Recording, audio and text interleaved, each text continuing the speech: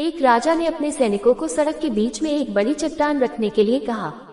चट्टान को बीच सड़क में रखवाकर राजा ने अपने सैनिकों से छुपकर उस चट्टान पर नजर रखने के लिए कहा कि देखना उस चट्टान को रास्ते से कौन हटाता है।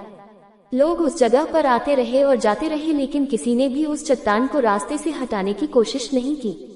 उस चट्टान के पास से लोगों के गुजरने वालों में राजा के कुछ करीबी लोग और शहर के बड़े व्यापारी भी शामिल थे, और उनमें से कुछ लोग तो राजा को ही कोसने लगते कि क्या राजा इस चट्टान को भी रास्ते से नहीं हटवा सकता।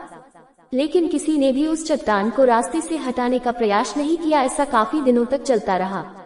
एक दिन एक किसान अपनी सब्जियों के साथ उधर से गुजर रहा था। उसने चट्टान को रास्ते में पड़े देखा और सोचा कि सबको इस चट्टान की वजह से कितनी तकलीफ हो रही है। उसने अपनी मजबूत लाठी से उस चट्टान को एक तरफ धकेलने की कोशिश शुरू कर दी। काफी कोशिश के बाद वह उसे सड़क से हटाने में कामयाब हो गया।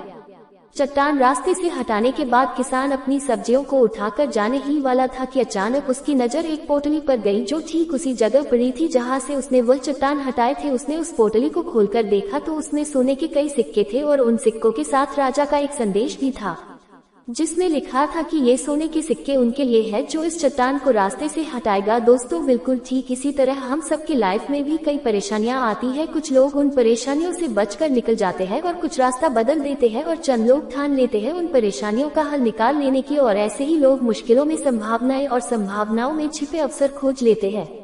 मजबूत इरादे और नेक दिल के साथ की गई कोशिशों के परिणाम हमेशा ही अच्छे आते हैं। इसीलिए जीवन की परेशानियों से घबराओ मत, बल्कि उन परेशानियों को हल करने की कोशिश करते हुए जीवन सफर में आगे बढ़ते रहो।